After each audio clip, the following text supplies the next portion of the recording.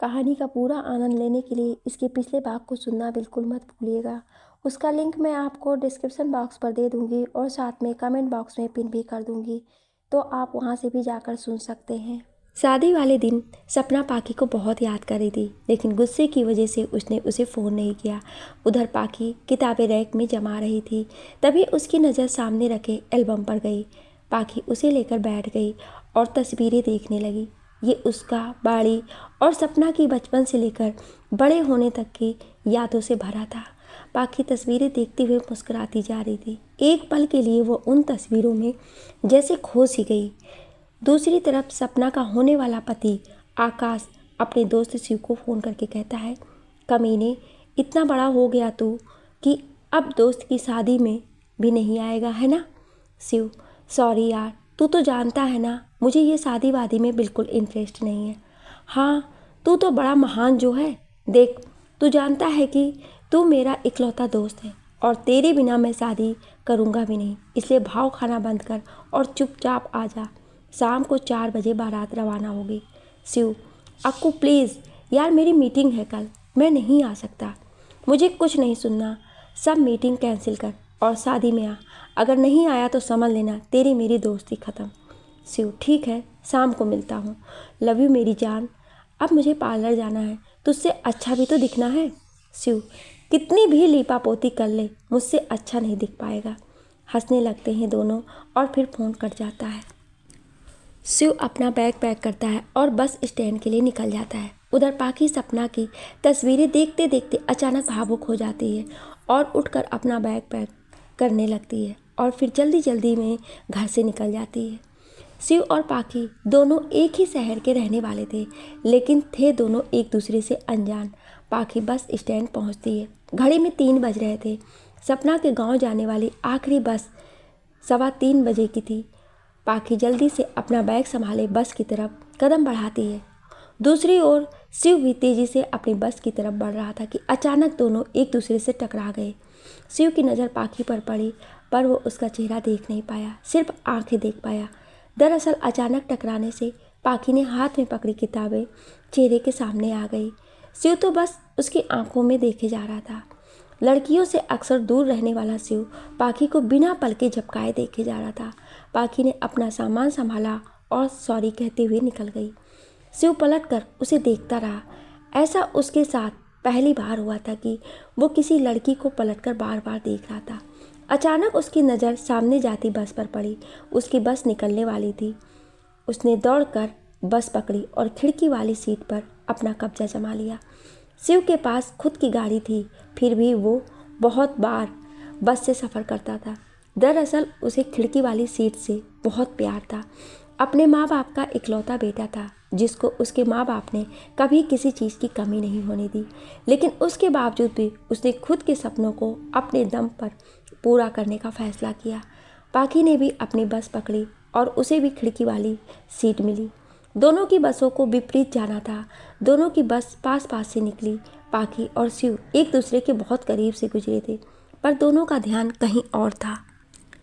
खैर, दोनों अपनी अपनी मंजिलों की तरफ निकल गए। पाखी ने कानों में ईयरफोन लगाया और गाने सुनते हुए अपनी आंखें बंद कर ली। उधर शिव वो बार बार उन 2 आंखों के बारे में सोचे जा रहा था जो उसने बस स्टैंड पर देखी थी। जल्दी ही दोनों अपनी अपनी मंजिल पहुंच चुके थे। बस से उतरकर पाखी ने बाड़ी को फ़ोन किया और सपना के बारे में पूछा, तो बाड़ी ने बताया कि सपना तैयार होने पार्लर आई हुई है। पाखी ने ठीक है कहकर फ़ोन काट दिया और सीधा पार्लर पहुंची।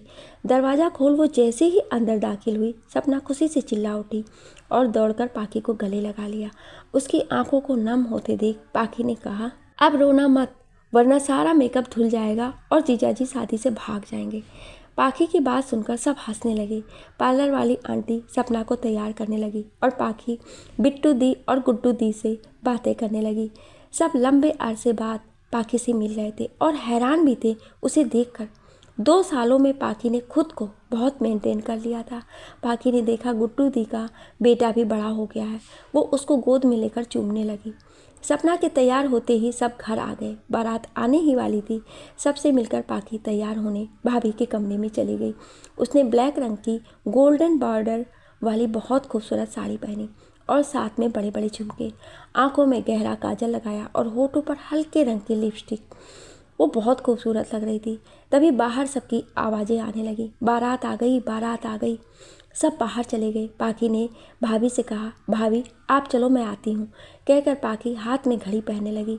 घड़ी बंद करते करते वो रूम से बाहर आ गई और जैसे ही दरवाजे की तरफ जाने लगी उसकी साड़ी का पल्लू अटक गया।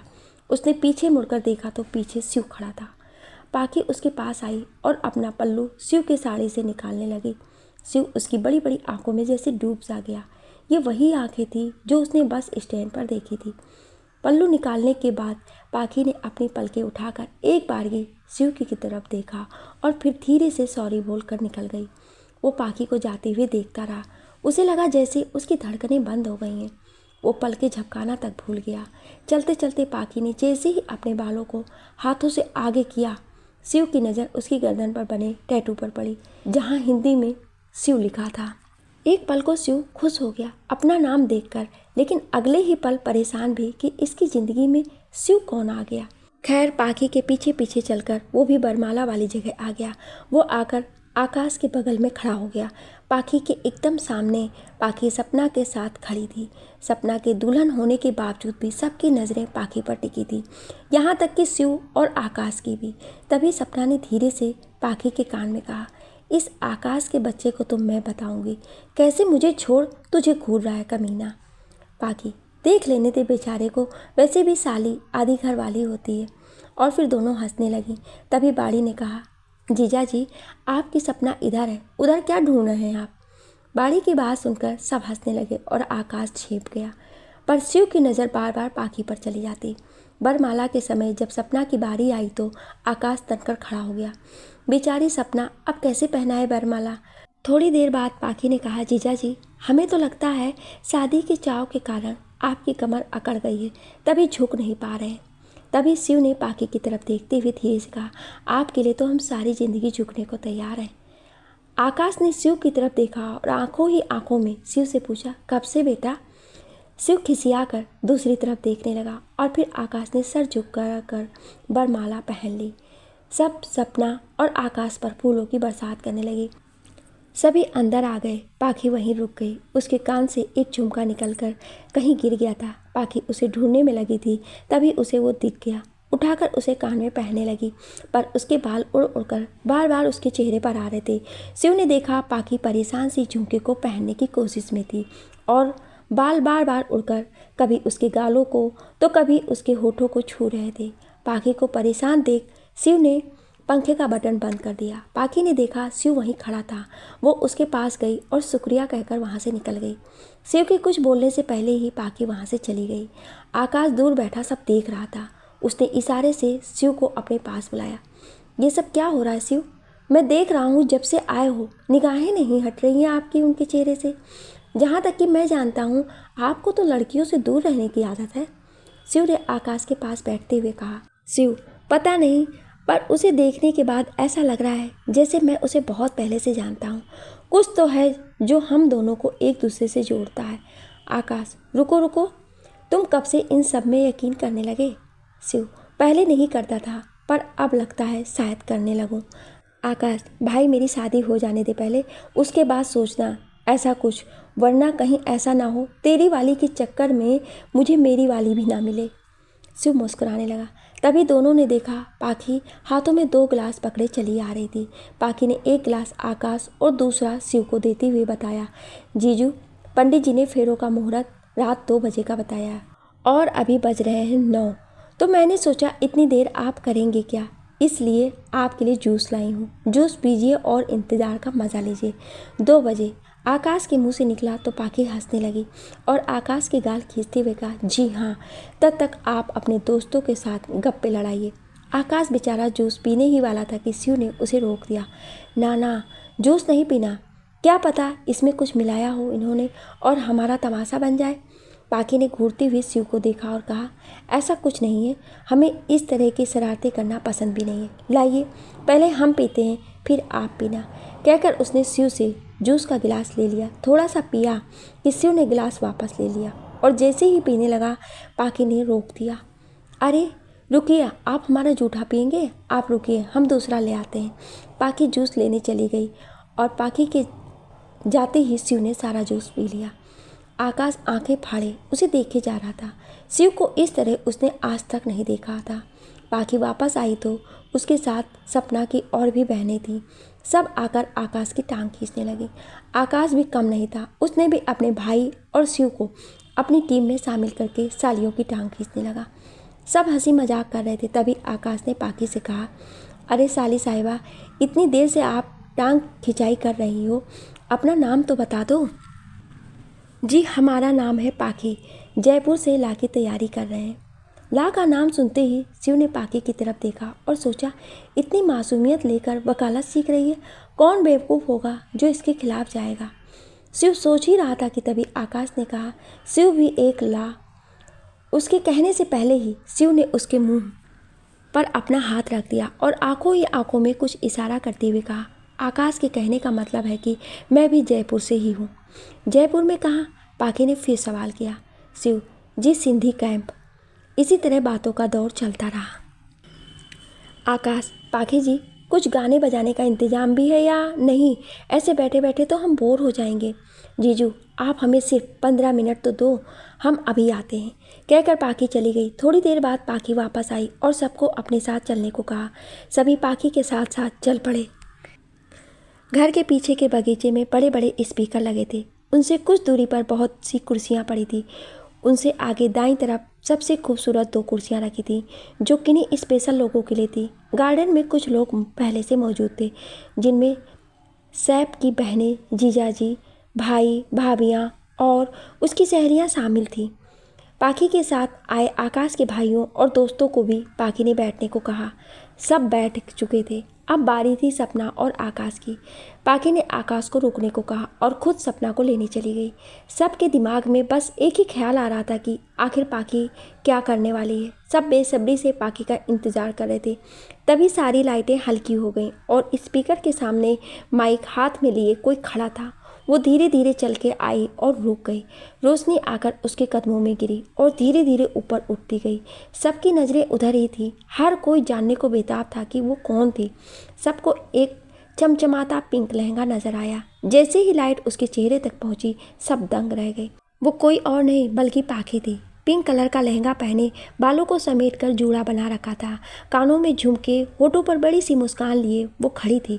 वो इतनी प्यारी लग रही थी कि सब उसे देखते रह गए। शिव तो पलके झपकाना तक भूल गया। तभी उसने बोलना शुरू किया, आप सभी को पाखी का प्यार भरा नमस्कार। जैसा कि सब जानते हैं कि मेरी प्यारी सी बहन सपना, जो कि मेरे हैंडसम से जीजू की बेगम साहिबा बनने वाली हैं, मेरा मतलब जीजू की नाक में दम करने वाली है, तो मैंने सोचा क्यों ना आज की रात को थोड़ा यादगार बनाया जाए। सभी पाखी की बातों से हंसने लगे और सपना हंसते हुए उसे घूरने लगी, फिर जोर से हंस दी। स्वागत कीजिए आज के हमारे सबसे क्यूट और खूबसूरत कपल का। पाखी कहकर साइड हट जाती है। आकाश सपना का हाथ पकड़े उसे फ्लोर पर लाता है। सब तालियां बजाने लगते हैं। तभी सबकी नज़र एक बार फिर पाखी की तरफ चली जाती है। वो घर की बड़ी मौसी को गार्डन में आने से रोक रही थी। फिर कमर पर दोनों हाथ रख के कहा, मौसी, बड़े बुजुर्ग नॉट अलाउड। सब हंसने लगे और मौसी भी चली गई। शिव पाखी का डांटना देखकर मुस्कुराने लगा। उसने इतने प्यार से आज तक किसी को डांटते नहीं देखा था। वो उठकर सबसे आगे वाली कुर्सी पर आ गया ताकि पाखी को करीब से देख सके। सपना और आकाश फ्लोर पर खड़े थे। तभी पाखी ने गाना प्ले किया, है साथ आए वो, मन में समाए वो, उनको जो भाए वो हम लेंगे। सपना और आकाश डांस करने लगे। सब तालियां बजा रहे थे पर पाखी सबसे ज़्यादा सीटियां बजा रही थी। शिव की नज़र आकाश सपना पर कम और पाखी पर ज़्यादा था। उसे पाखी वहाँ सबसे अलग लग रही थी। आकाश सपना के डांस के बाद वो दोनों अपनी स्पेशल कुर्सियों पर जाकर बैठ गए। वो दोनों के बाद सपना की बड़ी बहन और जीजा जी ने डांस किया। फिर गुड्डू दी की बारी आई तो उन्होंने अपने बच्चे को पाखी को पकड़ा दिया, लेकिन लहंगे की वजह से पाखी को उसे संभालने में परेशानी हो रही थी। तो शिव ने देखा तो वो पाखी के पास चला गया और उससे कहा, मैं आई। पाखी ने बच्चे को उनकी गोद में दे दिया। शिव उसे लेकर अपनी जगह पर आकर बैठ गया। बारी बारी से सब डांस करने लगे। फिर सबने पाखी से डांस करने को कहा। शिव अभी भी बच्चे को संभालने में बिजी था। तभी दीदी आई और शिव को थैंक यू बोलकर बच्चे को ले लिया। पाखी फ्लोर पर आए तो आकाश ने पास पड़ा फूल उठाकर शिव की तरफ फेंका। शिव ने बिना देखे फूल सामने फेंक दिया और फूल जाकर पाखी को लगा। जैसे ही गाना प्ले हुआ, शिव की नज़र पाखी पर पड़ी और वो आकाश की तरफ देखने लगा। आकाश शिव को देखकर हंस रहा था। गाना चला, दीदी तेरा देवर दीवाना, हाय राम कुड़ियों को डाले दाना। पाखी ज़बरदस्त ठुमके मार रही थी। शिव की नज़रें तो जैसे उस पर ठहर सी गई।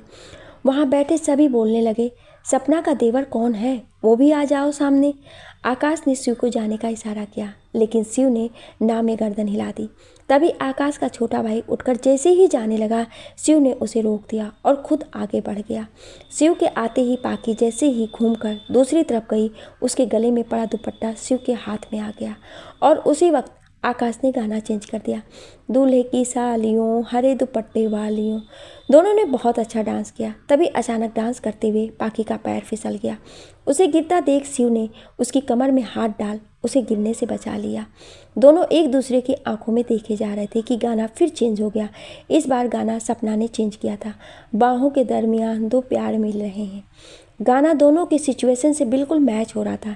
इन सब से अनजान ऊपर छत पर बच्चे फूलों से खेल रहे थे। उन्होंने सारे फूल नीचे फेंक दिए। वो आकर पाखी और शिव पर गिरने लगे। वहाँ मौजूद हर चीज़ उनका साथ दे रही थी। कुछ लोग उन दोनों को साथ देखकर खुश थे और कुछ के कलेजे पर सांप लौट रहे थे कि उन्हें ये मौका क्यों नहीं मिला। फिर अचानक पाखी को कुछ याद आया और वो संभल गई।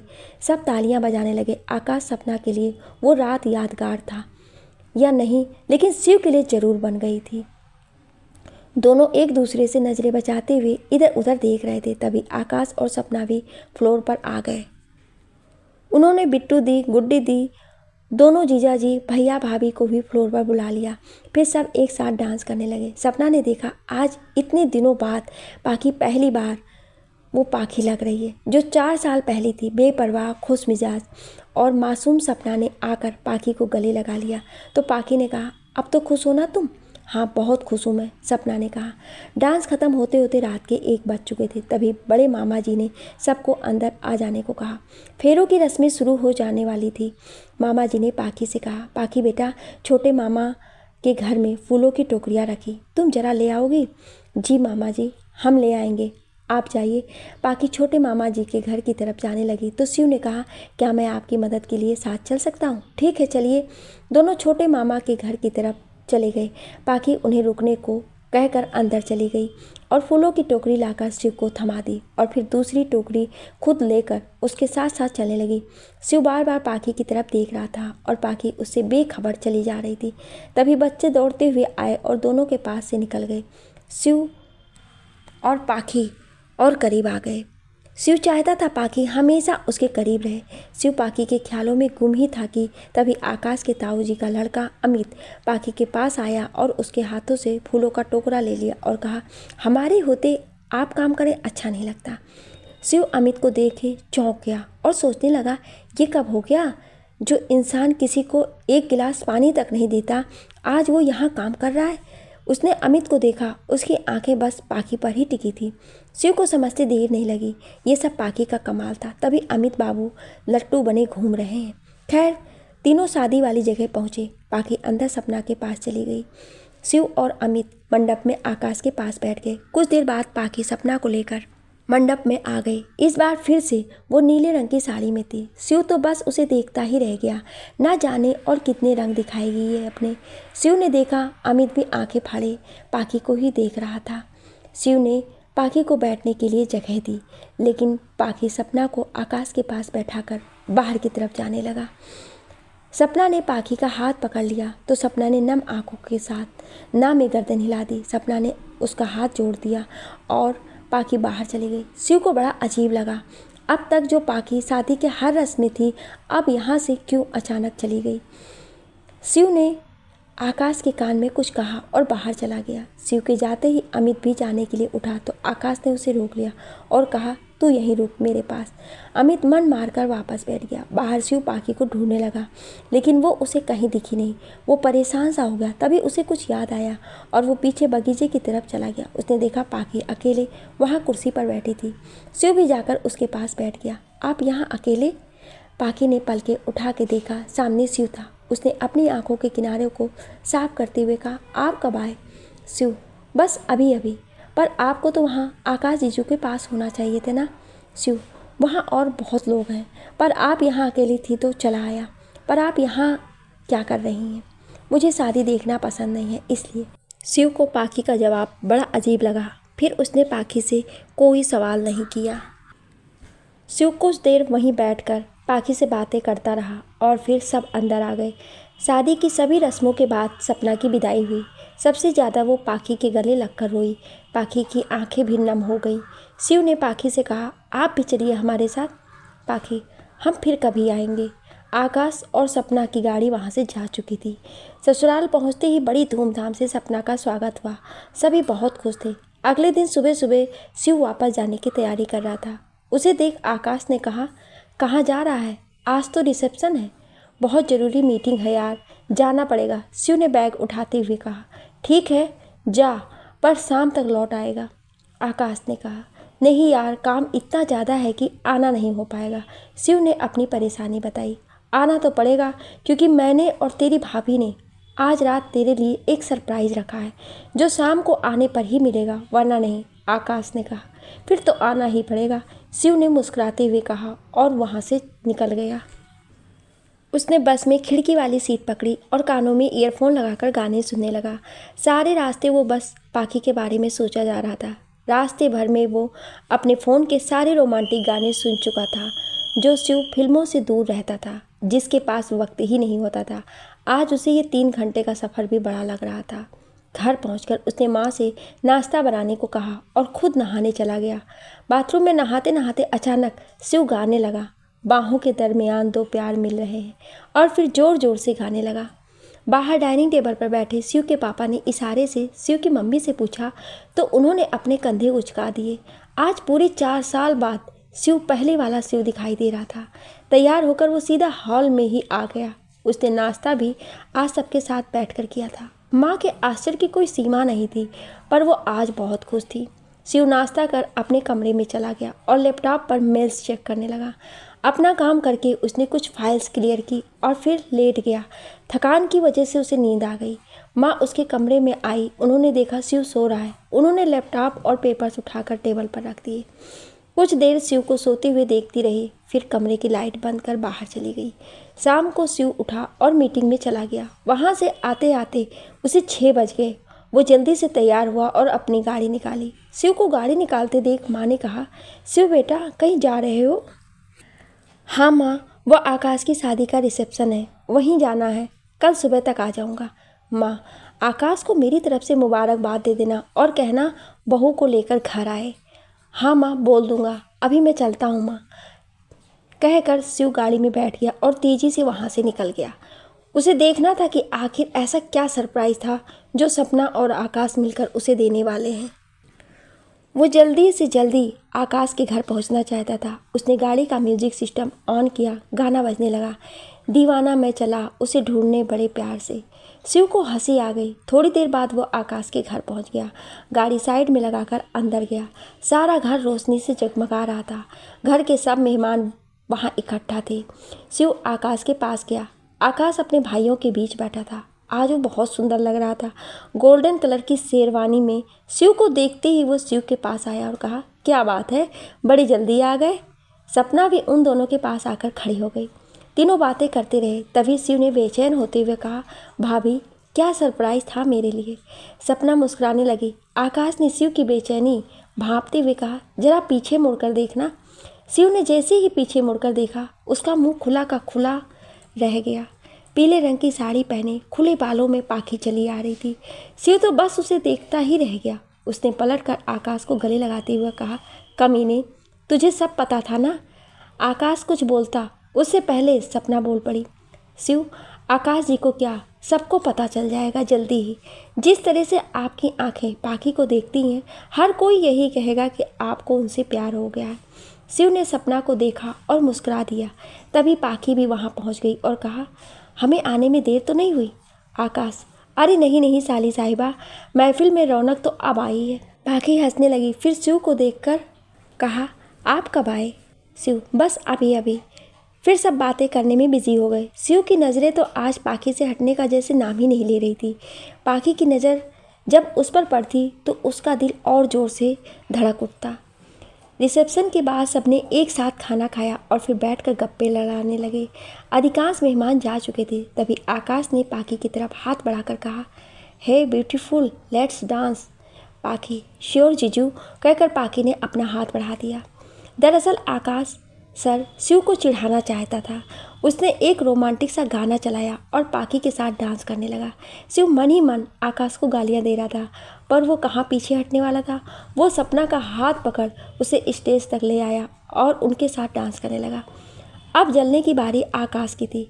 उसका ध्यान डांस में कम सपना और शिव में था। आकाश की हालत देख शिव को हंसी आ गई। उसने घूमकर सपना को आकाश की तरफ किया और खुद पाखी की तरफ आ गया।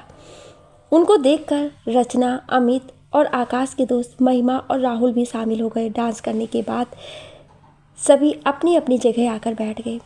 तभी सभी लाइटें डिम हो गईं और स्टेज पर एक हल्की रोशनी उभरी। शिव जानता था कुछ ना कुछ होने वाला है। सब उसी ओर देख रहे थे। तभी गाना बजा, टिप टिप बरसा पानी। आकाश ने जोर से सीटी बजाई। स्टेज पर पाखी थी। शिव आकाश के पास ही बैठा था।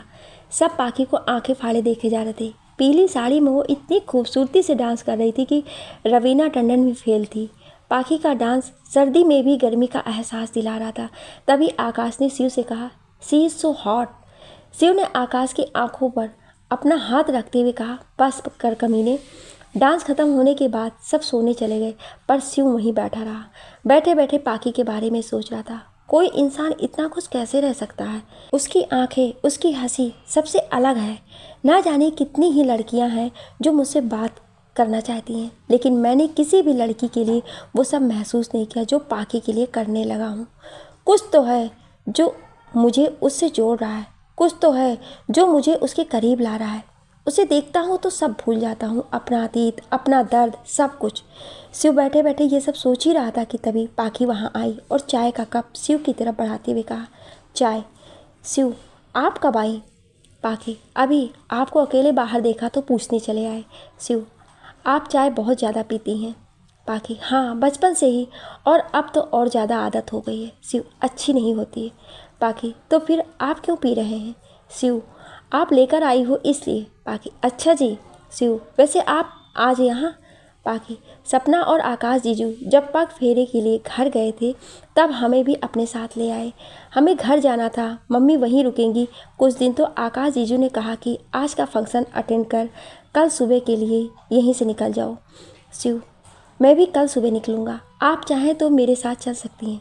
पाखी, थोड़ा मुश्किल है। दरअसल कल जीजू और सपना अपने हनीमून के लिए बाहर जा रहे हैं और उनकी फ़्लाइट भी जयपुर से है, तो मैं उनके साथ जा रही हूँ। शिव, कोई बात नहीं, हम सब कल साथ ही चलेंगे। वैसे आप डांस अच्छा करती हैं। पाखी, थैंक यू। दोनों के पास बात करने को कुछ नहीं था। कुछ देर खामोश रहने के बाद पाखी ने कहा, अच्छा अभी हम चलते हैं, गुड नाइट कहकर पाखी चली गई। शिव भी कुछ देर बाद वहाँ से चला गया, पर नींद उसकी आंखों से कोसों दूर थी। सुबह लगभग सभी मेहमान जा चुके थे। पाखी किचन में सपना की मदद कर रही थी। उसने सपना के साथ मिलकर सबके लिए नाश्ता तैयार किया और डाइनिंग टेबल पर सजा दिया। आकाश के मम्मी पापा, बड़े पापा, ताई जी, रचना, आकाश, शिव, अमित सभी डाइनिंग टेबल पर मौजूद थे। पाखी एक तरफ खड़ी थी। सपना सबको नाश्ता परोसने लगी। खाने की खुशबू से हाल महक उठा। बड़े पापा ने जैसे ही निवाला मुंह में डाला, तारीफ किए बिना नहीं रह सके। वाह, क्या अच्छा नाश्ता बनाया है। फिर सपना की तरफ मुड़कर कहा, सपना बेटा जरा यहाँ आना। जेब से 5100 रुपये निकाल कर सपना के हाथों में देते हुए कहा, ये तुम्हारी पहली रसोई का नेक, बहुत अच्छा बनाया है बेटा, हमेशा खुश रहो। सपना ने आकाश की तरफ देखा तो उसने पैसे लेने का इशारा कर दिया। फिर तो जैसे तारीफ की झड़ी लग गई। सपना तो फूली नहीं समा रही थी। सब ने तारीफ की, पर शिव चुपचाप खाता रहा। उसने पाखी की तरफ देखा और पलकें झुका दी। तभी सपना ने कहा, खाना मैंने अकेले नहीं बनाया, तारीफ की आधी हकदार पाखी भी है। सब पाखी की तरफ देखने लगे। तभी ताई जी ने कहा, इसे तोहफा मैं दूंगी। सब ताई जी की तरफ देखने लगे। अमित बैठा बैठा मुस्कुरा रहा था। ताई जी, पाखी तुम में वो हर गुण है जो मेरी होने वाली बहू में होनी चाहिए, और तुमने आज सबका दिल भी जीत ही लिया है। इसलिए मैंने तुम्हें अपनी बहू बनाने का फैसला किया है। सब ताई जी की तरफ देखने लगे। सबके चेहरे पर खुशी थी, सिर्फ शिव, आकाश और सपना के। पाखी ने कुछ नहीं कहा तो ताई जी ने कहा, कोई कमी नहीं है मेरे बेटे के पास। बंगला, गाड़ी, पैसा, शोहरत सब कुछ है मेरे बेटे के लिए। लड़कियों की लाइन लगी है, लेकिन इसने तुम्हें चुना। तुम्हें तो खुद पर नाज होना चाहिए कि तुम इतने बड़े घराने की बहू बनकर आओगी। दुनिया तुम्हारे कदमों में होगी। शिव का दिल बैठा जा रहा था। मुंह में रखा निवाला ना उससे निगला जा रहा था, ना उगला। वो नहीं जानता पाखी का जवाब क्या होगा। उसने नजरें उठाकर पाखी की तरफ देखा। पाखी चुपचाप खड़ी थी। शिव को गुस्सा आ रहा था। आखिर वो ताई जी से कुछ बोल क्यों नहीं रही। ताई जी, मैं आज ही तुम्हारी माँ से अमित और तुम्हारी शादी की बात करती हूँ। पाखी, रुक जाइए आंटी। आपने बिना मुझसे पूछे और बिना मेरे दिल की बात जाने अपने बेटे की शादी मुझसे करने का फैसला भी कर लिया। अपने बेटे की तारीफों को पुल बांधकर अपनी दौलत, शोहरत और आलीशान जिंदगी का गुणगान करने से अच्छा अगर आपका बेटा मेरा दिल जीत कर मेरे सामने शादी की बात रखता तो शायद मैं कुछ सोचती।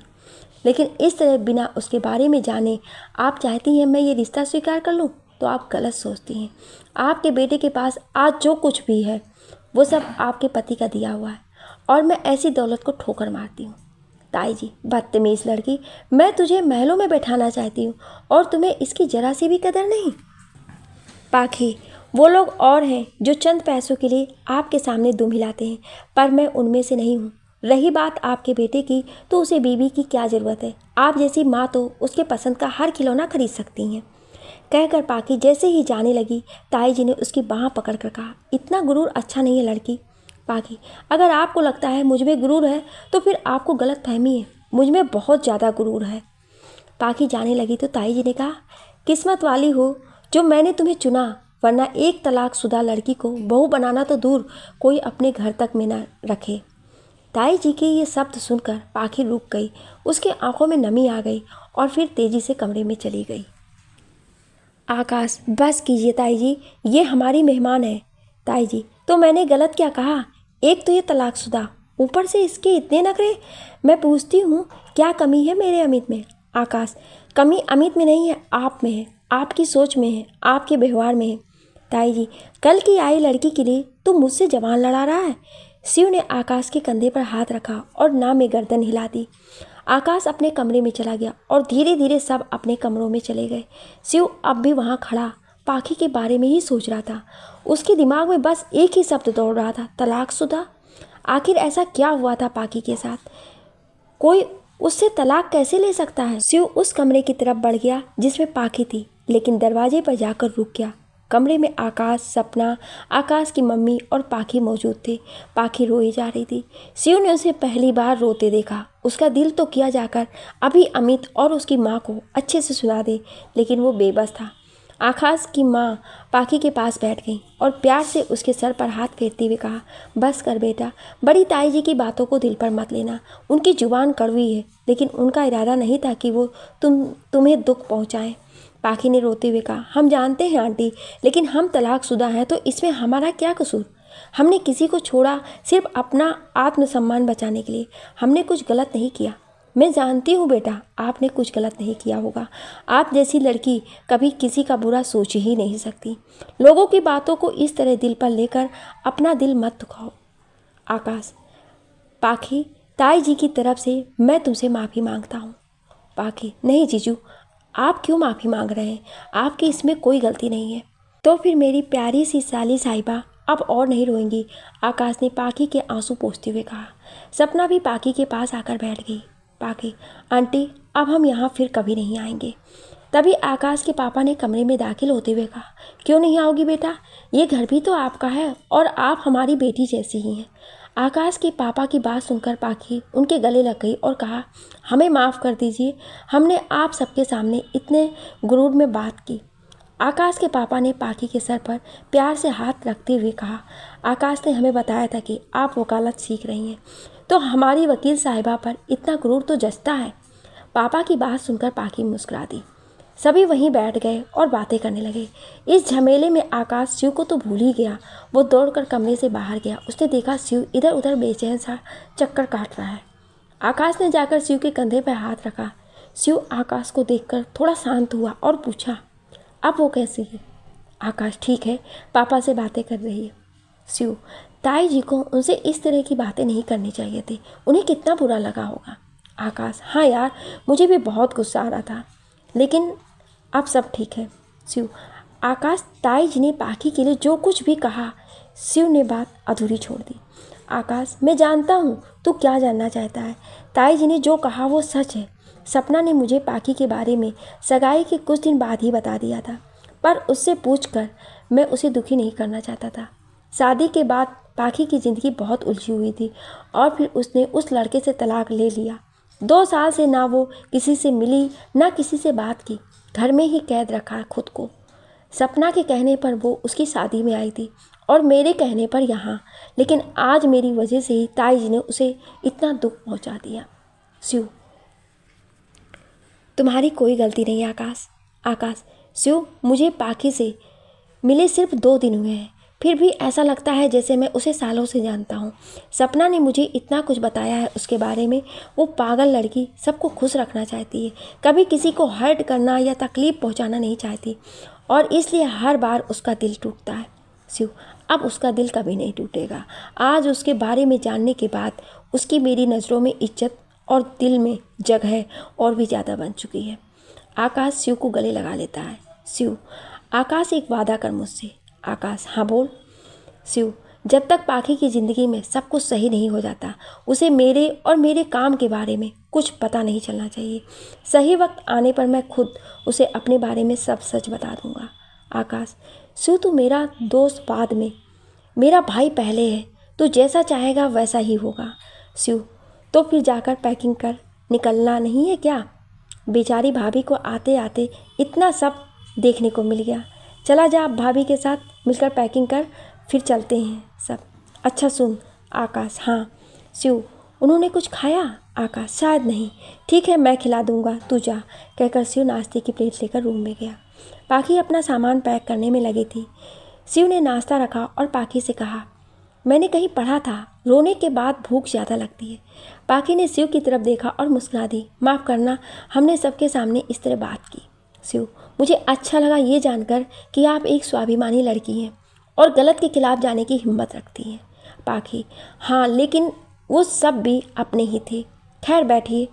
शिव सामने रखी कुर्सी पर बैठ जाता है। पाखी नाश्ता करती हुई उससे बातें करती जा रही थी। तभी खाना उसके गले में उलझ गया। वो खांसने लगी। शिव ने पास रखा पानी का गिलास उठाया और उसे पिलाते हुए उसके सर को सहलाने लगा और कहा, इतना सब जानती हैं आप, पर ये नहीं पता कि खाते वक्त ज़्यादा बात नहीं की जाती।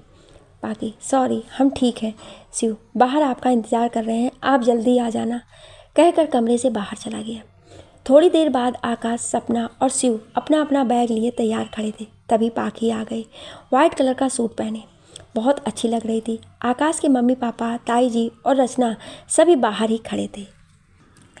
पाखी ने मम्मी पापा के पैर छुए और रचना को गले से लगा लिया। पाखी ने देखा ताई जी भी वहीं खड़ी थी। पाखी उनके पास गई और हाथ जोड़कर कहा, जाने अनजाने में हमने आपसे जो कुछ भी कहा उसके लिए हमें माफ़ कर दीजिएगा। ताई जी ने उसे गले लगा लिया और कहा, बेटा, माफ़ी तो मुझे मांगनी चाहिए, मैंने तुम्हारा दिल दुखाया। पाखी ने ताई जी के आंसू पोंछते हुए कहा, आप रोती हुई बिल्कुल अच्छी नहीं लगती हैं, गुस्सा ही सूट करता है आप पर। पाखी की बात सुनकर सब मुस्कुरा उठे। आकाश की मम्मी ने आकाश से कहा, बेटा, रास्ते में साईं मंदिर में दर्शन करते हुए जाना और अपना और सपना का ख्याल रखना। सब गाड़ी में बैठ गए। पाखी जब बैठने लगी तो आकाश के पापा ने कहा, पाखी बेटा, कभी समय मिले तो आती रहना, ये भी आपका अपना ही घर है। जी अंकल, पाखी ने मुस्कुराकर कहा और गाड़ी में बैठ गई। आकाश और सपना एक दूसरे से कुछ कह रहे थे। तभी पाखी ने कहा, तोता मैना, चोंच लड़ाना बंद करो। पाखी की बात सुनकर दोनों दूर हो गए। शिव ने गाड़ी की रफ्तार बढ़ा दी। मौसम अच्छा था। शिव ने म्यूज़िक ऑन कर दिया। म्यूज़िक ऑन करते ही उसमें गाना शुरू हो गया। दिल क्यों ये मेरा शोर करे, इधर नहीं उधर नहीं तेरी ओर चले। गाना सुनते ही आकाश मुस्कुराने लगा। शिव ने शीशे में देखा तो उसे अपनी हालत पर तरस आने लगा। उसने तुरंत गाना चेंज कर दिया। इस बार गाना जो बजा आकाश की हंसी नहीं रुकी। गाना था, हमें जब से मोहब्बत हो गई ये दुनिया खूबसूरत हो गई है। अब तो शिव की हालत देखने लायक थी। उसने फिर गाना चेंज कर दिया, पर हर बार रोमांटिक गाना ही आता जो कहीं ना कहीं शिव से जुड़ ही जाता। शिव ने आखिर में म्यूज़िक सिस्टम ही बंद कर दिया तो पाखी ने कहा, क्या हुआ, बंद क्यों किया? तभी आकाश ने कहा, साली साहिबा आप चलाइए कोई अपनी पसंद का। पाखी ने ऑन किया और अपना पसंदीदा सॉन्ग चलाया, तेरे बिना ज़िंदगी से कोई सिकवा तो नहीं, सिकवा नहीं, सिकवा नहीं। शिव ने पाखी की तरफ देखा और सोचने लगा, आज के ज़माने की लड़की और इतने यूनिक पसंद। सब गाने का और मौसम का मज़ा लेने लगे। पाखी खिड़की से बाहर देखने लगी। हवा से उसके बाल उड़कर उसके चेहरे पर आ रहे थे। शिव की नज़र पाखी के चेहरे पर ठहर सी गई। कुछ दूर चलने के बाद मंदिर आ गया। शिव ने गाड़ी एक तरफ पार्क की और सब नीचे उतर गए। मंदिर पार्किंग से थोड़ी दूरी पर था। सभी मंदिर की तरफ चले गए। आकाश और सपना मंदिर के अंदर चले गए, लेकिन पाखी गेट पर ही खड़ी हो गई। पाखी को देखकर शिव ने कहा, आप अंदर नहीं जा रही? पाखी, नहीं, मेरी उनसे बनती नहीं है। शिव को पाखी की बात थोड़ी अजीब लगी। फिर खुद अंदर जाकर आंखें बंद करके प्रार्थना करने लगा, हे भगवान, उसे माफ़ करना, वो थोड़ी अलग है, पर मैं वादा करता हूँ एक ना एक दिन इसे आप में यकीन जरूर करवाऊँगा। शिव प्रसाद लेकर वापस आया, लेकिन पाखी वहाँ नहीं थी। हल्की हल्की बारिश भी शुरू हो चुकी थी। आकाश और सपना बरामदे में ही खड़े हो गए। शिव पाखी को ढूंढने लगा। तभी उसकी नज़र कुछ बच्चों पर गई। वो सब बारिश की बूंदों का मज़ा ले रहे थे और उनके साथ साथ पाखी भी। वो सबसे बेपरवाह उनके साथ मस्ती कर रही थी। आकाश भी शिव के पास आकर खड़ा हो गया। शिव ने आकाश से कहा, इतना दर्द लेकर भी ये इतना खुश कैसे रह लेती? आकाश, शायद यही उसकी ताकत है। सपना ने बताया था मुझे, इसने बहुत कुछ देखा है अपनी ज़िंदगी में, लेकिन खुद को इतना मजबूत बना लिया कि लोग इसकी हंसी के पीछे छुपे दर्द को ना देख पाए। शिव, मैंने देखा है।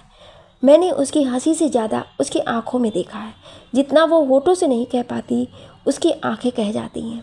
उसकी आंखों में एक ठहरा हुआ समंदर देखा है मैंने, जो उसकी आंखों में ही ठहर गया, कभी बाहर नहीं आने दिया।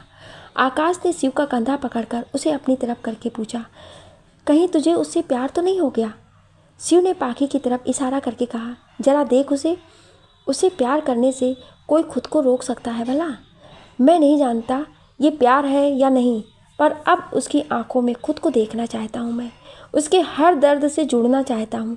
उसे उसकी दुनिया से, जिसमें सालों से कैद है, आज़ाद करना चाहता हूँ, और इसमें मुझे तुम्हारी ज़रूरत है। आकाश, मैं हमेशा तेरे साथ हूँ, बस ध्यान रखना अब उसका दिल कभी ना टूटे। शिव ने आकाश की आंखों में देखते हुए कहा, कभी नहीं, और फिर मुस्कुरा दिया। सपना, आकाश और शिव तीनों चलकर पाखी के पास आए और उसे चलने को कहा। सभी गाड़ी में आकर बैठ गए।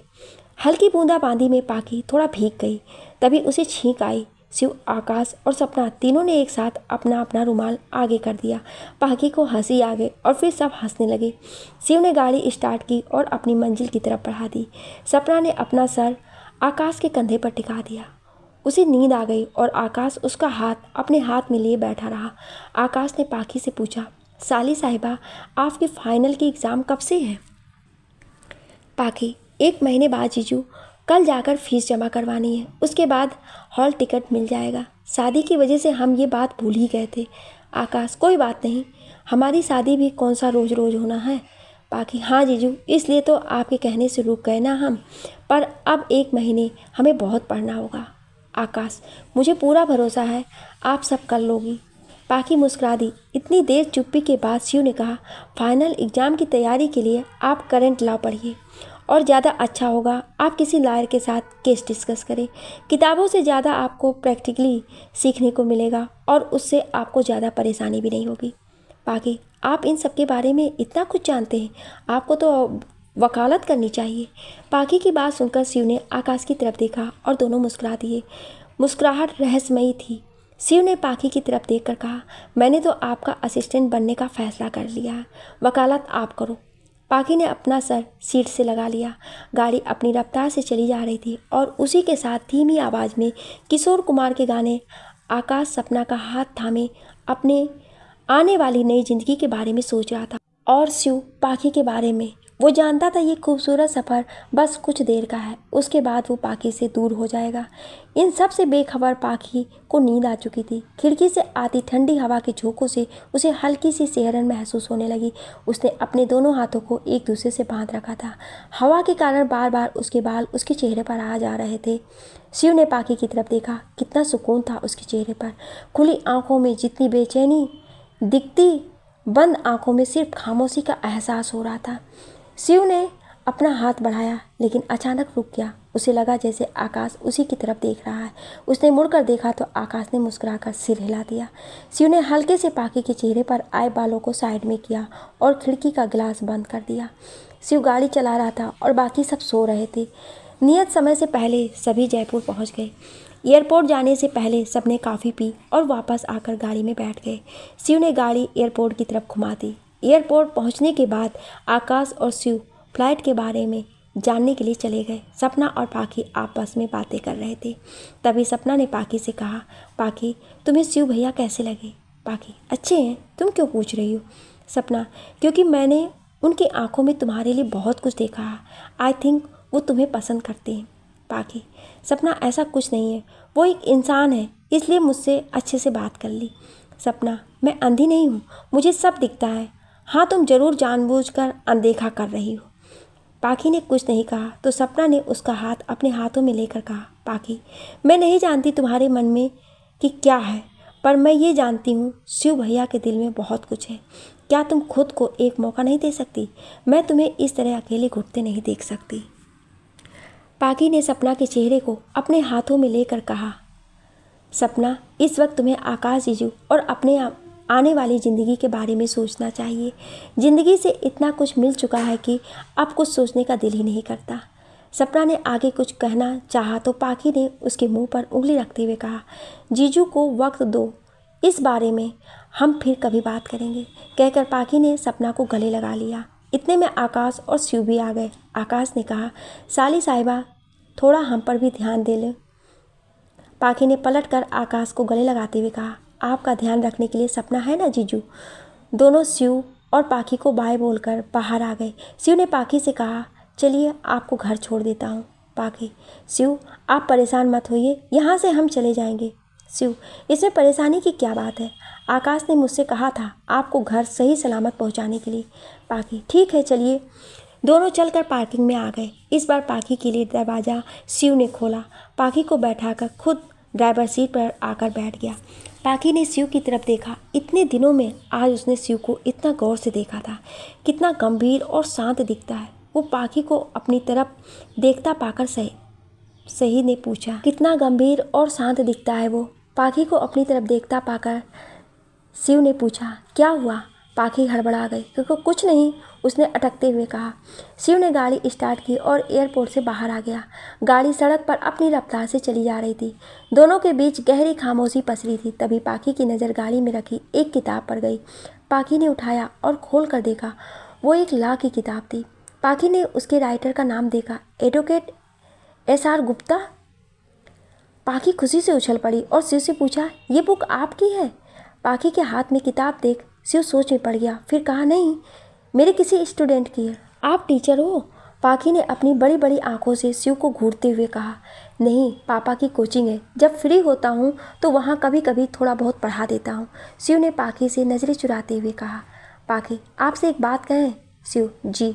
पाखी, ये बुक जिन्होंने लिखी है, एडवोकेट SR गुप्ता, हम उनके बहुत बड़े फ़ैन हैं। ये एक क्रिमिनल लॉयर हैं। इनकी लिखी किताबें बहुत अच्छी होती हैं पर बहुत महंगी होती हैं, इसलिए खरीद नहीं पाते। शिव ने मुस्कुराते हुए कहा, कभी मिली हो इनसे? पाखी, नहीं, मिलना तो दूर, हमने तो इनको अभी तक देखा भी नहीं है। सुना है ये लोगों से बहुत कम मिलते हैं और सोशल मीडिया पर भी बिल्कुल एक्टिव नहीं है। इन्होंने लंदन से वकालत की है और अगले महीने ये बेंगलोर आएंगे और वहाँ किसी न्यूकमर को मौका देंगे अपने साथ काम करने का। हमें इनके साथ काम करके बहुत कुछ सीखने को मिलेगा। शिव, अच्छा है, आपको ज़रूर जाना चाहिए। पाखी, पर पाखी ने बात अधूरी छोड़ दी। शिव, पर क्या? पाखी, इस बार हम पढ़ाई नहीं कर पाए। हम वहाँ तक पहुँच पाएंगे या नहीं हमें नहीं पता। शिव, अगर आप चाहें तो मैं पढ़ाई में आपकी मदद कर सकता हूँ। पापा की कोचिंग 8 बजे शुरू होती है। मॉर्निंग सेशन में बच्चे कम होते हैं। आप उस वक्त आकर मुझसे पढ़ सकती हैं। पाखी, इससे आपके काम में डिस्टर्ब होगा। शिव, ऐसी कोई बात नहीं है, मेरा ऑफिस 10 बजे के बाद होता है। पाखी, ठीक है, आप हमें वहाँ का एड्रेस दे देना, हम आ जाएंगे। उसके बाद पाखी किताब में बिजी हो गई। शिव उसे इतनी गौर से किताब पढ़ते हुए देख रहा था। आज शिव ने जाना कि पाखी की आंखों में वकील बनने की कितनी भूख थी। थोड़ी देर में पाखी का घर आ गया। पाखी ने किताब बंद कर शिव की तरफ बढ़ा दी। शिव, आप चाहें तो ये किताब रख सकती हैं। पाखी, नहीं नहीं, आपके स्टूडेंट की किताब हम कैसे रख सकते हैं। शिव, मैं उसे इसके पैसे दे दूँगा, ये आप रख लीजिए, मेरी तरफ से छोटा सा गिफ्ट समझकर। पाखी ने मुस्कुराते हुए थैंक यू कहा। शिव ने किताब के साथ पाखी को कोचिंग का एड्रेस और अपना फ़ोन नंबर दे दिया। पाखी गाड़ी से उतरकर घर चली गई। शिव ने गाड़ी घर की तरफ घुमा दी। क्या आप इस कहानी का अगला भाग सुनना चाहते हैं तो कमेंट में यस या नो ज़रूर लिखिएगा। Thank you.